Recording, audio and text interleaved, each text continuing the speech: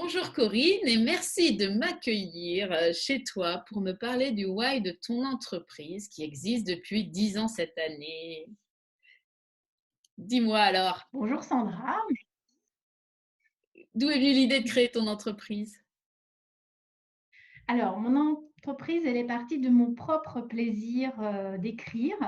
Depuis toute petite, j'ai adoré avoir des cahiers, écrire dans des cahiers. Tu sais, l'odeur du cahier neuf de la rentrée scolaire, mais moi, c'était un bonheur absolu à chaque fois. Voilà, j'ai écrit beaucoup de lettres, j'ai fait beaucoup de correspondances. J'en ai encore, hein, des correspondances papier. Pour moi, c'est important. Mon journal aussi, voilà, le journal intime qui m'accompagne, qui est un compagnon important. Et puis aussi de lire et écouter des histoires. Voilà, donc tu vois, c'est parti d'un bain de mots, MOTS, ça c'est important. Et on contraste avec la souffrance chez certains ou la peur chez certains par rapport à l'écrit. Et je me disais, mais c'est pas possible. Moi, c'est un vrai plaisir. Et pourquoi chez certains, ça peut être aussi compliqué, voire douloureux, alors que chacun a des choses à dire, à raconter, mais quand on arrive à l'écrit, c'était compliqué. Et c'est notamment dans ma période d'enseignante où j'ai vu des jeunes en souffrance, où je me suis dit, là, j'ai une mission, il faut que j'embarque des personnes en écriture. Et quand je dis des personnes, c'est tout public. Voilà, j'interviens auprès de personnes âgées, j'interviens auprès de jeunes adolescents en difficulté, j'interviens auprès de personnes qui aiment écrire et qui veulent écrire avec d'autres personnes. Je sens bien là à quel point tu vibres. Et alors, quelle est la trace que tu aimerais laisser dans ce monde à travers cet accompagnement dans l'écriture, hein? Ouais, alors la trace, tu vois, on dit que les paroles s'envolent et que les écrits restent. Donc, tu as compris que voilà, je suis dans ce domaine-là de l'écriture. Et justement, ben, moi, j'ai pas trop la prétention de laisser de traces, mais donner à chacun cet outil pour laisser leur trace par leur écriture. Alors, soit une trace éphémère, on sort d'un atelier d'écriture ludique, on a inventé une histoire abracadabra, enfin, drôle, incroyable, et on veut la lire à son compagnon en rentrant, puis après, elle n'existe plus. Ou une trace beaucoup plus longue, ça peut être un bout de son histoire de vie qu'on veut laisser trace à d'autres personnes, donc toute cette partie biographique.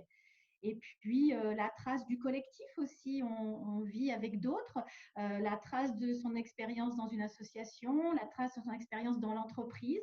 Et du coup, ça donne du sens d'écrire ensemble et quelle est notre action commune.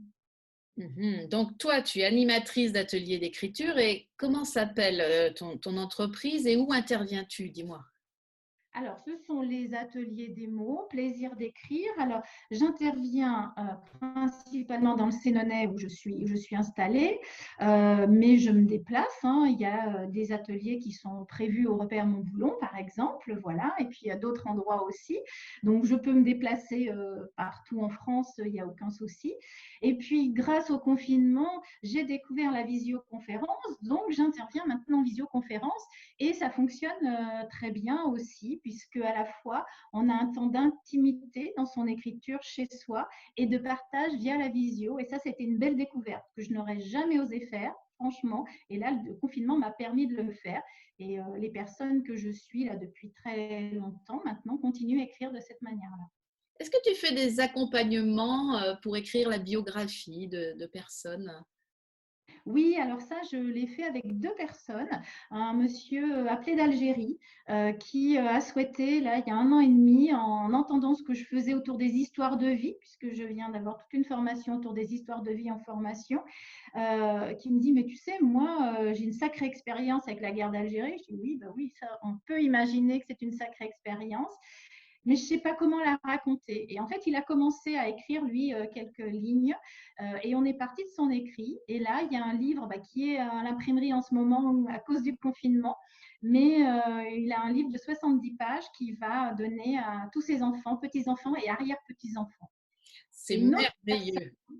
C'est vas-y. merveilleux. Moi, je suis fan de ton travail et de ton professionnalisme. Donc, vraiment, bravo, bravo, parce que tu es, assez unique dans Lyon. On a de la chance de t'avoir parmi nous. Et je voudrais te laisser un petit mot de la fin rapide. Et ben, le petit mot de la fin, c'est de dire qu'il faut oser écrire, que écrire, ça peut être un jeu, ça peut être un jeu en famille, tout simplement. Ça peut être un moment très fort de découverte, de dire qui on est authentique, voilà, vive les mots. Donc, oser écrire et oser écrire avec les autres, c'est vraiment une expérience unique et qui permet d'être soi dans notre société. Merci beaucoup, Corinne. Je te dis à très vite, à très bientôt. Ciao. Ouais, à bientôt, Sandra. Merci à toi.